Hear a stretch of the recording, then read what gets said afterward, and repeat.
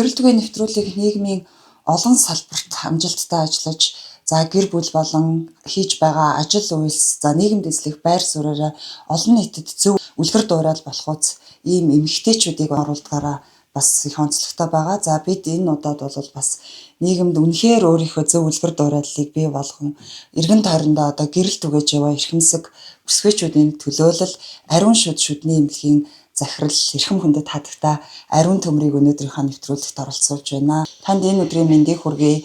Тэгээ бас их сонин тохиолдол өнөөдөр таны нарт хорвоод бас мэндэлсэн өдөр юм байна. Тэгээд энэ сайхан өдрөө хамт олонтойгоо гэр бүлийнхэнтэйгээ хэрхэн тэмдэглэж өнгөрүүлж байна да. Маш их баярлалаа. Тэгээд нөгөө гэрэл түгээ ийм гоё нэвтрүүлэгт бас урьж оролцуулаад бас намайг зориод ирсэнд баярлалаа. Би 1974 онд төрсөн. Тэгэхээр одоо яг 51 нас хүрч байгаа гэсэн үг байна. Өнөөдөр бол таны төрсөн өдөр гэж мэдээгүй л дээ. Яг орж ирэл ширээн дээр байгаа захидлыг хараад мэдлээ. Тэгээ бас их бэлгшээлээ. Тэгэхээр ариун төмрөмчийн хувьд айлын хэд хүүхэд вэ? Өөрөө бас их өнөр олуулаа 5 хүүхэдтэй ээж байлаа шүү дээ. Би айлын том нь. Тэгээд доороо 5 дүүтэй. Тэгээд би өөрөө бас 5 хүүхэдтэй ээж. Би анх ингэж боддог байсан байхгүй юу? Хүмүүсийн шүд үзэж яхад манад чинь гой үйлчлүүлэгч хэрэг шүү дээ. Манай 2 хүүхэд гадаадд байгаа, би илэгт байгаа, Австралид байгаа гэж ярьдаг байхгүй юу. Тэнтэй ямар айлын хүүхдүүд ингээл юм гадаадд байдаг юм бол доо Америкаас ээжтэй билег явуулаад энэ тэрэ гэж боддог гэсэн чинь одоо өөрөө тийм болцсон. Тэгээ би ерөөсө гадаад явах талаар хөөцөлж үзээгүй, виз ч үзээгүй. Хүүхдүүд өөрсдөө ингээд сурч боловсроод өөрсдөө судлаад нэг нь одоо оюутны визээр оюутан солилцоогоор явж исэн том залуу. Тэгээл одоо ажиллаж амьдраад сураад Америкт ингээд би хормын хийгээд манай гэр бүл хормын хийгээд 22 онд яваас одоо 3 жил болж байна. Очоод нөгөө ач охин маань тэнд төрөөд одоо 2 нас 6 сартай ач охинтой. Тэгээд ийм том залуу маань бас ингэж Америкийн Чикагод одоо амьдарч байгаа. Ихтгэл баяр гээд. Тэгээ манай бэр охин маань бас Төв аймгийн үнэхээр хөөрхөн үзэсгэлэнтэй охин байгаа. Ариун үйлс нэртэй. Ихтгэл баяр ариун үйлс гэдэг их гоё нэртэй байгаа үстэй. Тэгээ дараагийн охин маань болохоор яг Солонгост өөрөө нөө Сөүл их сургууль багасаа Солонгост амьдран Солонгост сурна. Амьдран ч яах вэ? Сурна гэсээр агаал явсаа одоо Солонгос хэлтэй, нэг нь англи хэлтэй тэгэл их хөөрхөн тэндээ сураал байж байгаа. Тэгээ дараагийн залуу маань Ашуусын шүдний ангид 3 дугаар курсын оюутан. Тэгээд энэ 3 маань яг том нь. Дахиад 2 хүүхэд одоо дунд сургуульд сурж байна. Нэг хэсэг нөө цэцэрлэгийн тэмцээнд ороод цэцэрлэг гээл манай нөхөр ихтэй хоёр явдаг байсан. Гэхдээ олон удаа би цэцэрлэгээс авч байгаагүй. Яг шүд гэж үзэл манай нөхөр цэцэрлэгээс авдаг, хуралд суудаг. Эцэгхийн зөвлөлийн дарга манай нөхөр л хийдэг байлаа шүү дээ. Сайн ани буйнаар бас үдий зэрэгтэй явж байгаа шүү дээ. Тэгээд одоо 9-р ангийн залуу байна. Флорисын 7-р ангийн охин байна. Одоо энэ хоёр маань төгсөөд нөгөө нэг оюутан болоод явчих юм бол хүүхдүүд маань ер нь бол дэжгүй. Миний нэг дутагдал байдаг байхгүй. Шүдний юм чи ингээд ерөөсөө уцаар ярихгүйгээр ингээд шүд үсэх хэрэгтэй байхгүй. А гэтэл энэ олон жил би бол ярьж шүдээ үүсэж ингээд сурсан байгаа байхгүй. Ерөөсөө зав гарахгүй. Уцаа хаах юм бол ер нь болохгүй. Уцаа нээн тэгээд нөгөө хүмүүс манай ажилчид авчирч одоо чихэнд яриулна. Гэхдээ нөгөө хүндээ ерөөсөө салгардуулахгүй. Тэгэхээр ерөөсөө тэн дээр л одоо миний нэг сул тал байгаа. Тэгээ ягаад бол байнгын харилцаа холбоо шүү. Амьдрал дээр ч тэр ажил дээр ч тэр айгүй олон зүйлийг зэрэг амжуулаад байгаа юм шиг санагддаг байхгүй юу? Тэгэхээр яаж тэр олон зүйлийг зэрэг амжуулаад байна? Тэрний цаана бас өөрийн маш их авахалж, самбаа, чадвар, сэтгэл маш их олон зүйл байна. Мэдээж цаана гэр бүл, үр хүүхэд, ажлын хамт олон ингээд нөлөөлж байгаа маш их олон зүйл байна. Миний нэг тийм давуу тал байдаг гэж боддог байхгүй юу? Би бол одоо нэг сумаар 2 туулаа буудах ч юм уу одоо боломжийг ашигладаг шүү дээ. Жишээлх юм бол одоо хотоос ирсэн хүнийг биш шүү дээ зардал гаргаад ирж байгаа хүнийг яаж энэ хүнээс юу сурж авах вэ? Яаж энэ хүнийг бүрэн ашиглах вэ гэдэг. Одоо энэ онлайн сошиал гэдэг чинь юмыг зэрэг амжуулах маш гоё болсон шүү дээ. Энд утсаар ярьж байхад чангадаар нь тавьчаад гүйл хийж болж байгаа шүү дээ. Энд утсаар ярьж байхад гяс нөгөө юугаа хараад чатанд хариу өгч гэх юм уу те ингээд зэрэг амжуулбал энэ бол бас авахаал самбаа. Гэхдээ бол энд нөгөө өөрөө бас төлөвлөн шүү дээ. Амьдралын нөгөө тэнцвэр баланс гэдэг юмдаар маш их ажилтдаг байхгүй юу. За гэр бүлдээ цаг гаргах хэвээр, чанартай цаг гаргах хэвээр. За би одоо ажлынхантаа ингэж хайж явж болохгүй. одоо нэг ажлыг нөгөөгөр салгардуулна гэдэг бол би бол үнэхээр тэнд дурггүй байхгүй. Одоо би төлөөлөгч боллоо гэд би ариун шүдийг доголдуулж ёстой болохгүй. За тэгтэл чи өглөөний шугам бүжиг гэж хүмүүс ярьдаг байхгүй. Нөгөө дасгал гээд энэ бол миний ажлын цагт юусоо юу яадаг байхгүй. Нөхлөөлөхгүй. Яг л 6-аас 7-гийн хооронд ихэнх хүмүүс унтаал байж идэг байхгүй. А тэгтэл бидний нөгөө дасгалын ач холбогдол биологийн зөв хэмнэлд орцсон 5 ахс гэл өөрийн сэрчиж байгаа юм чи яах юм? Тэгэл босоод усаа буслахж байгаа юмаа бэлдээл хүүхдүүдтэй харин би маш сайн тодорхой ойлгуулдаг. Ээж нь эрүүл байхын тулд дасгалаа хийх ёстой. Ихэнх ээжүүдийг хараад ахт хүүхдээ хөргөж өгнө, гэр бүлийнхаа цай хийж өгнө гэд. Тэгээ нөхөр бас ойлгодог болсон. Нөхөр бас өөрөө дасгал хийгээд орой ангид явдаг болсон. Ёо дасгал хийхгүй бол одоо таргалаа дунлаа хөл өвдөө дунлаа гэдэг болсон.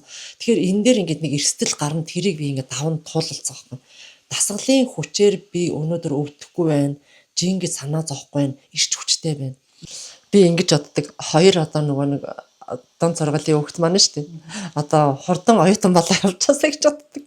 Хүүхдүүд нөгөө хоёулахнаа үлдэн штэ гэдэг шүү дээ. Тэгсэн чи 5 хүүхдээ ээж ирэн тэгж боддоггүй юм байна. За энэ хүүхдүүд маань одоо ингэж сайхан бие даагаад гоё явчихсаа гэж бодоод байгаа байхгүй. Тэгхийн бол би нэг сайхан тайван те гэр орондоо нөхөртөөгөө хоёлаа явах газараа яваад ажлаа хийгээд те гэрт нөгөө хоёр хүүхд өсвөрийн хүүхд маань яаж байгаа бол гихгүйгээр байна гэж боддог байхгүй. Аа тэгээд миний бас нөгөө ганц бүтэнсэ өдөр бол амардаг өдөр, гэр бүлтэй цаг гаргадаг өдөр, хөдөө гадаа явдаг өдөр байхгүй юу.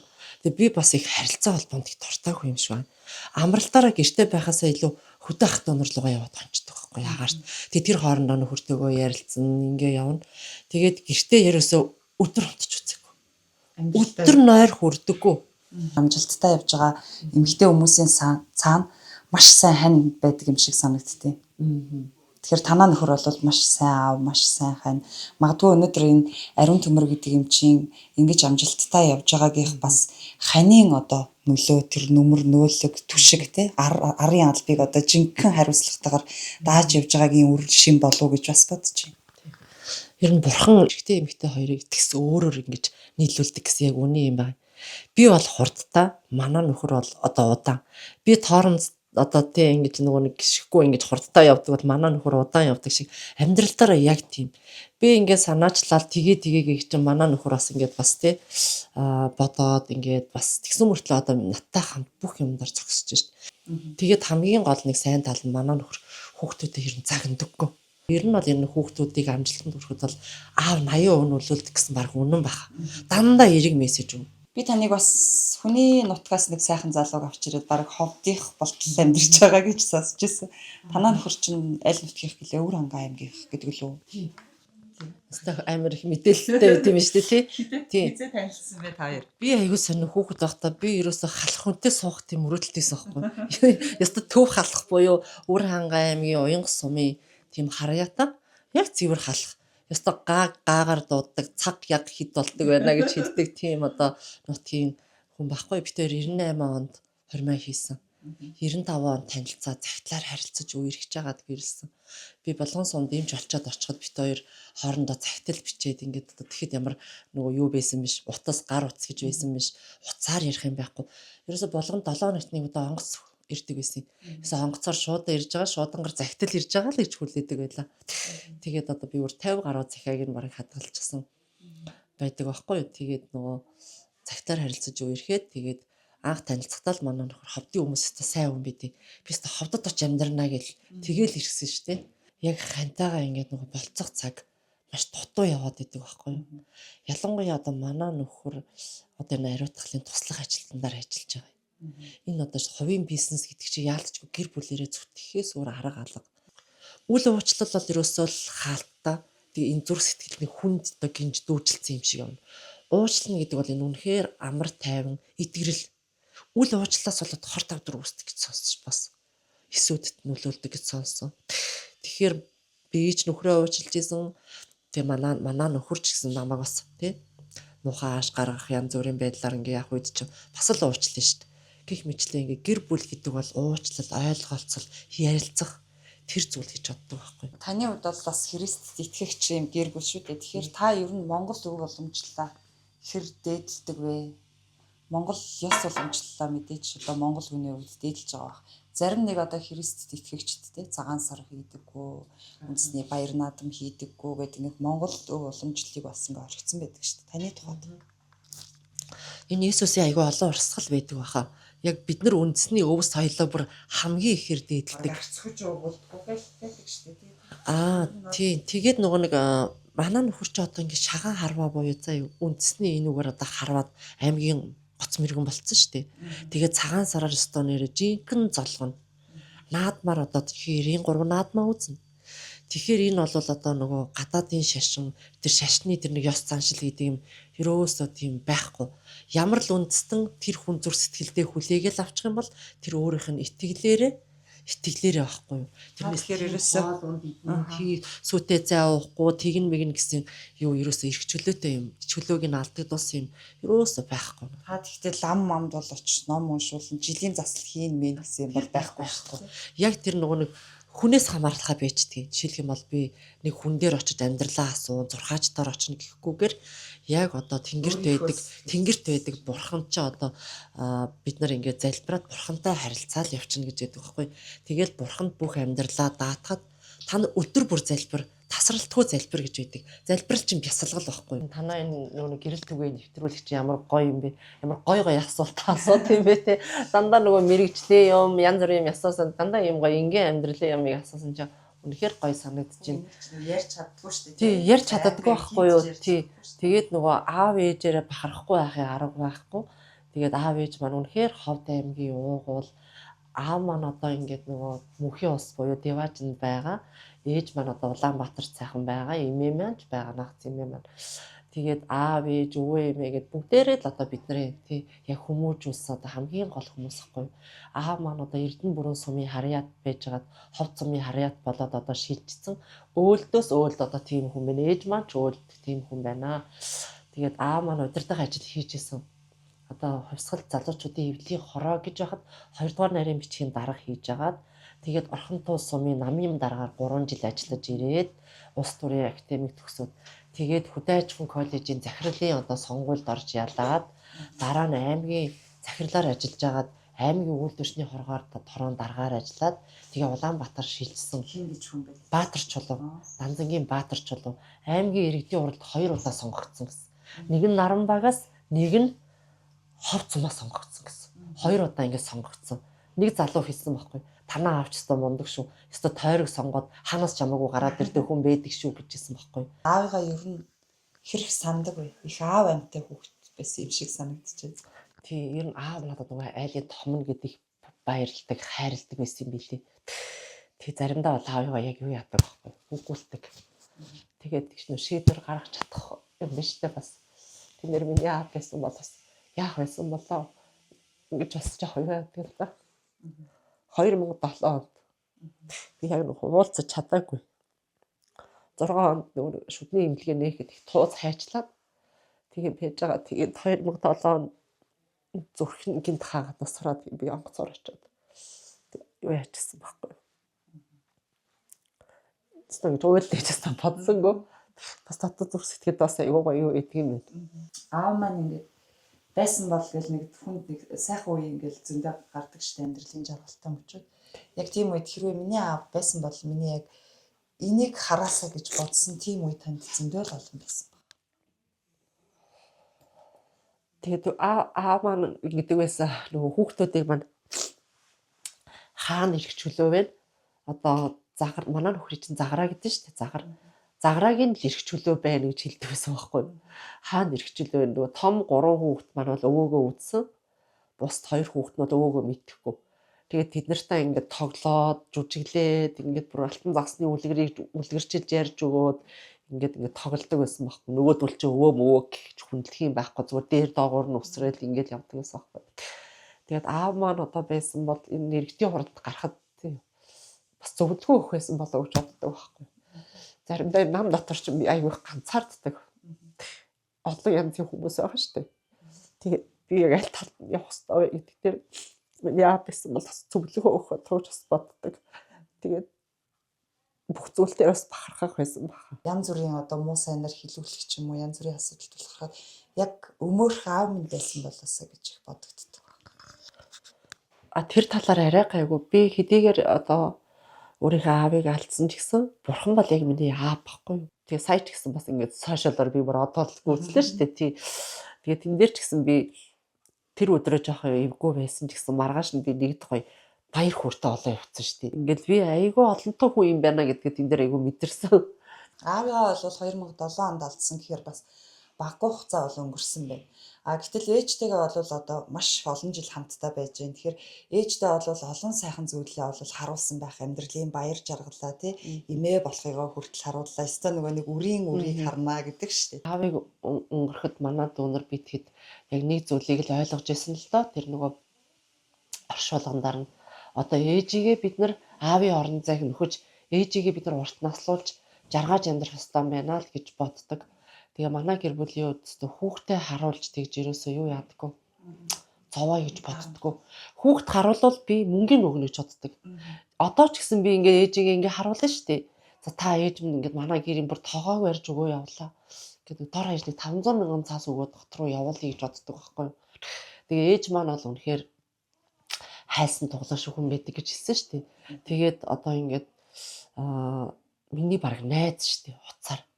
Тэр хүнд хэцүү болсон юм аа ярина. Би бас ингээ ярина. Тэгээд ээжийн цаана эмээ гэдэг хүн биш дээ. Эмээ манай ээжийг төрүүлсэн. Манай ээж төрүүлсэн. Тэгээд миний өгж байгаа мөнгнөөс эмээд бас мөнгө өгөөрэй өгчдөг байхгүй давхар. Тэгээ эмээд бас баярлаа. Манай ээжийг төрүүлсэнд баярлаа. Тэгээ ээж та намайг төрүүлсэнд баярлаа гэж баярлуулдаг. Төрсөн өдрөөр ингээ авахаасаа илүү бусдад одоо ээжигээ баярлуулахыг би гол зарчмаа болгодог л да яг хуу тийм 5-600 мянга бол баян хүмүүс яаж тийм мөнгө биш байхгүй. Гэхдээ миний хувьд бол тэр бас л их л мөнгө гэж яас боддог. Та хоёрын дунд бас таны өнөөдрийн төрсөн өдөрт хэлгээсэн сайхан цэцэг байна. Тэгэхээр цэцэг болгон мэдээж усалж арчилж байж сайхан ургадаг гэдэг штеп. Түүнтэй адилхан эмэгтэй хүн ч гэсэн бас ялгаагүй цэцэгтэй адилхан гэдэг. Тэгээд хэрвээ та энэ цэцэгний өнгөнөөс ингээд өөрийгөө харуул та ер нь ямар өнгийн цэцэг вэ? Та ер нь бас услуулж хайрлуулж явж байгаа тод өнгийн цэцэг л байх гэж би таны бодож байна. Би одоо ягаан өнгөнд л дуртай. Ялангуяа нийл ягаан, чирнээлээ ягаан өнгөнд дуртай. Тэгээ би болохоор энэ ягаан цэцэг юм болов гэж бодоод байна л та өөрийгөө. Ягаан цэцэг юм болов. Тэгээд надад одоо ямар усалгаа байдаг вэ гэхээр ер нь хүн чинь ер нь бол нөгөө юуны яг нийгмийн амьтан баггүй юу? Хүн ганцаараа аралдаар байгаад эхнэр нөхөр хоёр хоёулахнаа байгаад хаз жаргалтай байна гэж байхгүй. Байнга ингээ хүмүүстэй ингээ харилцаанд орж идэг байхгүй. Тэгэхээр намайг одоо яг юу усалдаг вэ гэдэг болохоор яг тийм эрг хамт олонны хүрээлэл тэр хүмүүсийн сайхан үг тэр хүмүүст хийж байгаа туслалж за тэгээ миний энэ бодож санаж байгаа ажил үйлс энэ бүхэн мань одоо тийм яг амжилттай байх юм бол сөрөг тийм юм байхгүй байх юм бол энэ бол яг миний усалгаа л гэж боддог байхгүй. Нийгэмд яг энэ эрг сайхан гэрлийг үнэхээр эргэн тойрондоо түгэж чаддаг ийм бүсгүйчүүдийг л оролцуулахыг онцлдог байхгүй. Тэгэхээр таны хувьд бол яг яалтчгүй өөрөөсөө үнэхээр сайхан тод өнгийн халуун дулаан илч энергитэй ийм сайхан гэрлийг түгэж яваа бүсгүй гэж боддог. Тэгэхээр улс төрийн хүрээлэлд та бас ороод баггүй хугацаа болж байгаа. Ардчилсан одоо эмэгтэйчүүдийн холбоог удирдан ажилладаг. Тэгэхээр энэ талаар хоёулаа бас ярихгүй өнгөрч болохгүй. Товчхон дурдвал.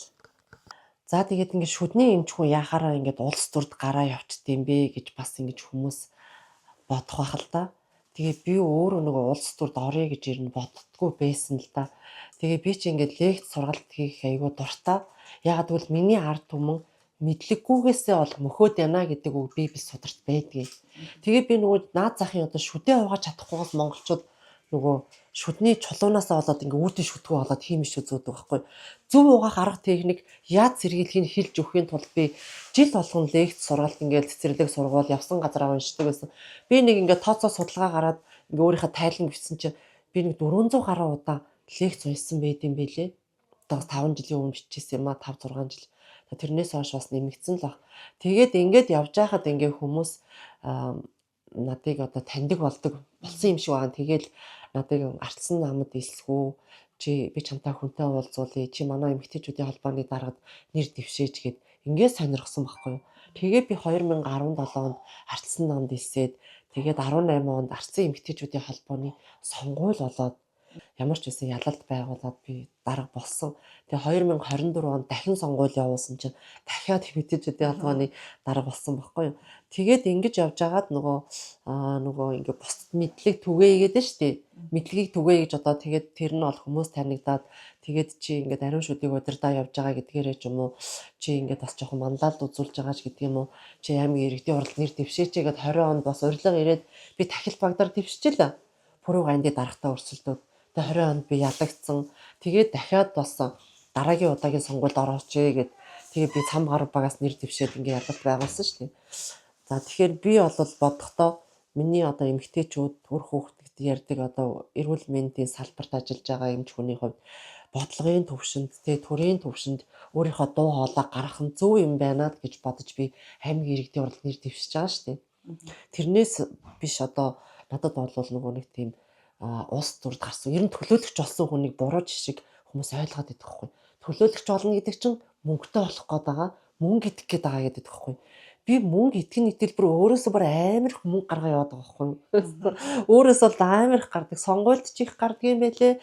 Дээрээс нь ингээд мөнгө бол чухал биш байсан. Мөнгө бол чухал биш байсан. Би яагаад гэвэл энэ эрүүл мэндийн салбарт энэ үр хүүхдийн одоо энэ веб тамхи, энэ октоодын асуудал, за тэгээ эрүүл мэндийн асуудалтаар жоохон ч гэсэн бодлогын төвшөнд өөрчлөлт гаргая. Миний дуу хоолой хэрэгтэй байна гэж бодож би өрсөлдсөн байхгүй юу? Ер нь анханасаа эмч болъё гэж боддог байсан уу? Бага насны мөрөөдөл юу байсан бэ? Яг мөрөөдлөөрөө явж байгаа юу? Би багш болъё гэж мөрөөддөг байсан байхгүй. Багш болъё гэд. Тэгээд юу яагаад манай ээж аав хоёр ярилцаад ер нь ингээ хараад ахад эмч болсон хүүхдийн аав гэж урт наслаад байна. Хоёлоо охиноо ер нь эмч болгоё гэж ярилцсан гэсэн. Тэгээд охиныгоо эмч болгоно. Ээж аавынхаа урт наслахад жоохон ч гэсэн нөлөөтэй юм байна гэж тэгээ надад хэлээд би тэгээд ярилцаад бас шийдээд химийн гүнзгийд ороод тэгээд эмч болъё гэдэг ийм мөрөөдлийг авсан.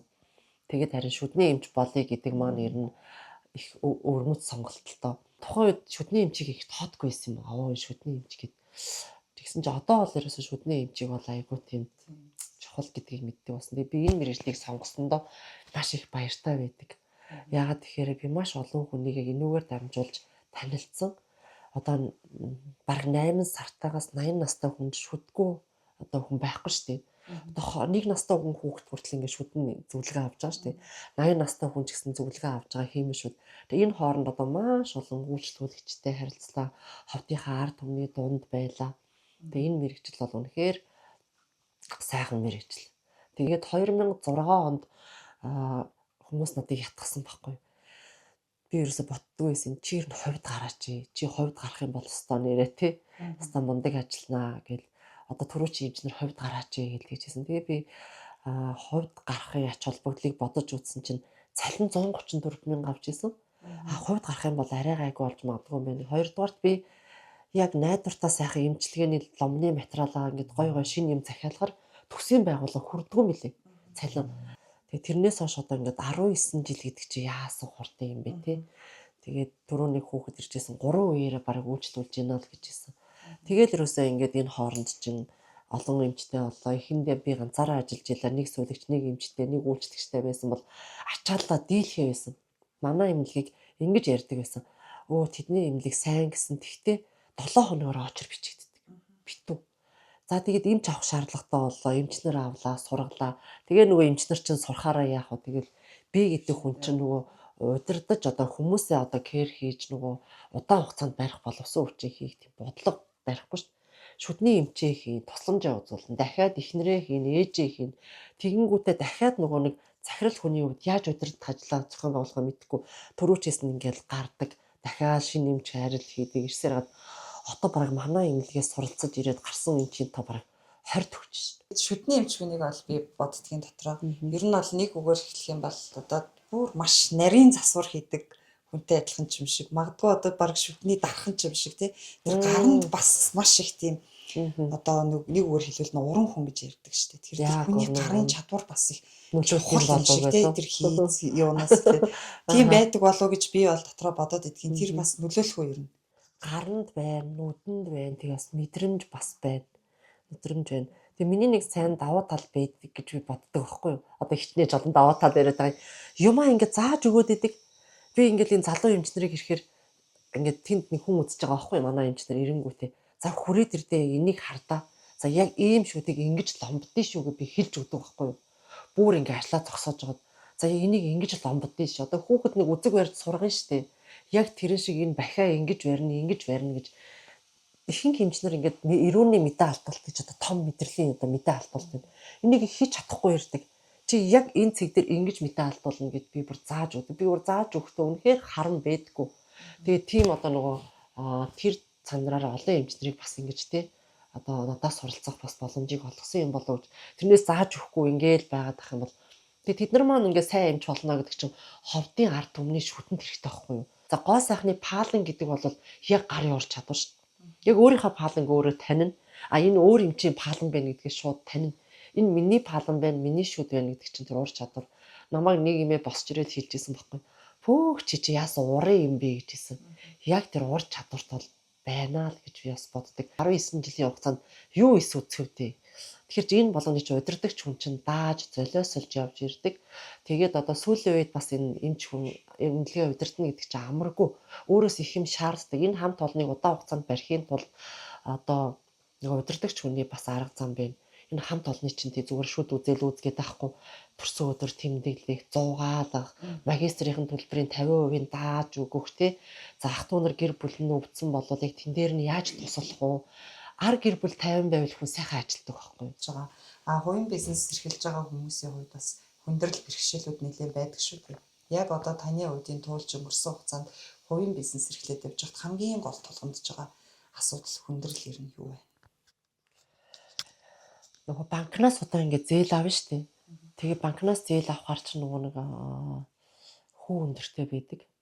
За тэгээд дээрэс нь нөгөө нэг юу зээлээ заавал төлчиж одоо 100 саяын зээлтэй бол дахиад зээл авахын тулд энэ зээлээ хааж иж дахиад зээл авна гэдэг. Тэгээ маш их олон хоногийн бас 3 4 хоног 5 хоногийн ачаал болж явдаг. Бизнесийн зээл авахд цаг хугацаа айгүй их бид нар ингээд алдаад явдаг. Тэгээд нөгөө зээл олоход хүү бас айгүй өндөр байгаад байдаг байхгүй. 15% хүү чинь бас хэцүү шүү дээ. 1.5% хүү чинь тий. Гэх мэтлээ эдгээр айгүй өндөрлөлтэй байдаг. Одоо ингээд зээлийн хүүгийн татаас гэл ингээд манай нам одоо бизнес эрхлэгчдэд дэмжлээ. Энийг би хөөцөлдөж авах зав алга байна. Хоёрдугаар дахиад одоо нөгөө зээлээ төлөх гэж хэлэх юм болов гэ тий. Бизнесийн зээл заавал авч таарж байгаа. Нэг тоног төхөөрөмж шинжлэгдэнэ. Дахиад муудна. Тэгээд өөртөө хөрөнгө оруулж гэр бүлдээ хөрөнгө оруулж чадахгүй яжиж яг шүдний эмнэлгийн тоног төхөөрөмж муудаал ингээл ороход яг энэ дээр л айгүй бэрхшээлтэй байдаг. За тэгээд үе үед те одоо хамт ажиллаж исэн. За манай Булган сумын хамт олон байна. Бол бүсийн онцлогооч төвийн хамт олон байна. Одоо тэтгэвртэй гарсан хамт олон байна. Яг одоо манайхаа салбарлаад те суралцаад явж байгаа хаас айгу одоо тархны шарын голд хүртэл байгаа шүү дээ манай уг намж. За өөр зөндөө олон газар ажиллаж амьдарч байгаа бүх одоо манад суралцсан хамт байсан тэр хамт олон залуу эмч нартай үе үеийн хүмүүстэй. За тэгээд миний аавын ээжийн одоо нутгийн одоо бүхий л хүмүүстэй бүгдэнд нь бол хайртай шүү. Одоо би та бүхэнд одоо нөгөө муухай ааш зан гаргаж исэн бол зарим хүмүүс жоох юмд гомдсон байт юм билээ. Намайг очиход оочор дугааргүй үзүүлчихсэнгүү гэх тиймэрхүү ааш гаргаж исэн болвол бас уучлаарай. Одоо ариун төмөр эмч гэдэг чинь аюу тийм зөөлөн уян хатан хүн байдаг шүү. Хэдий нэр маань тий ариун гэдэг нэг төмөртэй юм шиг боловч одоо зөөлөн хүн шүү. За зарим хүмүүс бас тэр нэг комментүүдийг уншиж хахад наа чи ингээ мөнгөний одоо тий шүдний имлэг ажилуулдаг байжж шугам бүжгээр мөнгө олдог шүү гэж би бүр шугам бүжигт өөрөөсөө мөнгө гаргадаг байхгүй юуных нь мөнгө олох вэ? Надад бол тэр мөнгө олол биш. Би бол нүцгэн ирсэн нүцгэн буцна. Би бусдын төлөө зориулахыг боддог. Тэг хүн өгснөөрөө ерөөгддөг учраас надад бол тийж мөнгө төгрөг хурайх нийтэл цацаал таардаг. Арай дэндүү санхүүгийн замбраагүй ч гэж бодож байгаа. Тэр хүмүүс маань одоо намайг бас зөв ойлгосоо л гэж би боддог. Тэгээд та нар маань одоо ямар ч үед би та нартай цаг гаргаж уулзах чадахгүй байгаа бол бас уучлаарай. Бид нар байнга хамт шүү. Удахгүй 20 жилээ бид нар бас гой тэмдэглэхийг мөрөөдөж гин 20 жил яваад үе ажиллаж исэн эм цэвэрлэгч нар маань урилга явуулна бас ирээрээ. Тэгээд бид нар бас ойгоороо гой зүйл бас хийхийг бас хүсэж байгаа. Тэгээд бүх хүмүүс бас эрүүл байгаараа гой бүх зүйлээ баланстай байгаараа ялангуяа би тасгалд яваасаа гэж уриалж байна. Хоолой хүн сангоод ид чинь нойроо бол 10 цагаасаа нойроо авчин. Тэгээд тасгалд нэг ганцхан цаг зав гаргачвал та яг ирч хүчтэй гой эрүүл байна. Тэгээд янз янзын гоё тасгалын арга замууд байгаа шүү.